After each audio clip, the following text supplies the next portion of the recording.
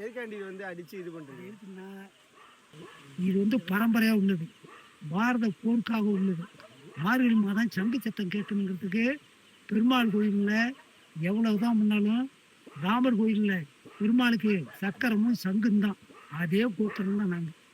அவருடைய புகழை வெளியில சொல்லி ஊர் மக்கள் நல்லா இருக்கணும், வெள்ளனை ஏந்திரிக்கணும், சண்டை வம்பு போடக்கூடாது, சமாதானமாக காலம் ஓட்டணும், தெய்வ தரிசனம் பண்ணணும், குலதெய்வத்தை பண்ணணும்னு பச்சை ஐதீகம்.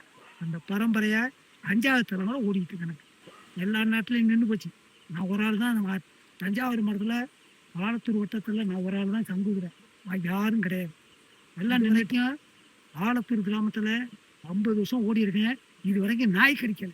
அதே மாதிரி எல்லா தெருவும் எனக்கு வந்து தாயா பிள்ளையா என்ன எல்லா பொண்ணுகளையும் என்னோட ஒட்டி ஓடும்.